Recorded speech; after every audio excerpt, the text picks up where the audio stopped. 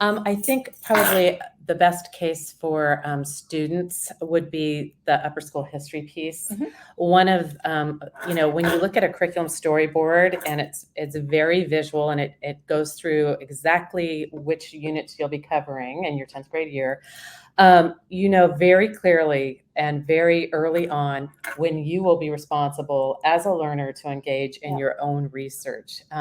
That wasn't always so easy for kids to figure out when it's a traditional syllabus, right? Yep. But when you have this storyboard, the kids knew right away. They said, we are researching these areas now. I'm going to research here with a group, scaffolded. I'm going to have support. But this last unit, this research, I'm the researcher. I'm on my own. So I need to pack my bags to get ready for that point.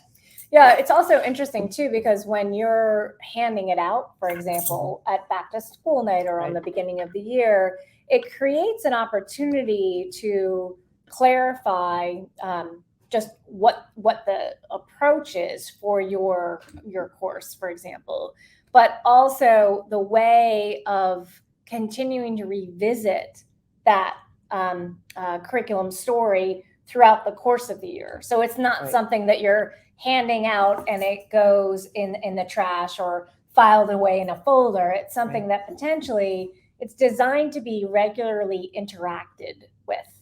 So I think that's another interesting dynamic of how curriculum storyboards are intended to be used. It's not just something the teacher is telling the story so far.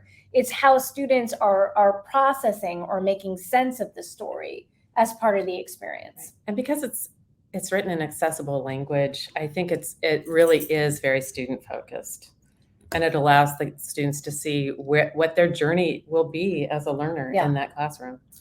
So one of the other cool parts about having an on-site experience and having folks that are connected and comfortable with examining existing curriculum is the opportunity to start looking at things from vertical articulation. So, I mean, I'm just trying to imagine the sort of some of the general questions people might have is like, so every teacher does a curriculum storyboard one at a time. Well, yes, in terms of energizing some initial excitement, but the opportunity to start thinking about what does it look like from a vertical articulation point of view.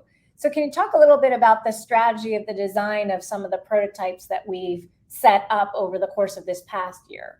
Okay, so what we realized right away is that you don't want teachers working in isolation, right? And we also knew that we wanted to be looking very carefully at our curriculum. We wanted to go and engage in a curriculum review process, and we've wanted to do this for a while now.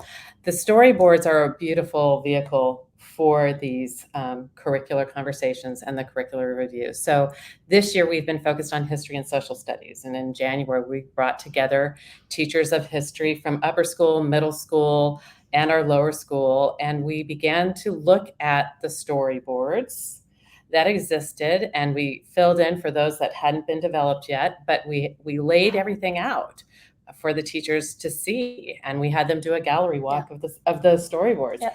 And immediately it just generated conversation about what we are teaching when, what we think we're missing, where we see the strengths, where there's repetition and overlap. And as a result of those conversations, we identified that we needed to bring you back. So here you are today. And today we spent time with our lower school teachers looking at our early learners through our 5th grade, looking at the units of study, making sure that there's consistency, making sure that the story that we're telling is a compelling story. But also it is a story that is inclusive. It is a story that is dynamic. We've identified places where we need to make shifts. I mean, it's really powerful work.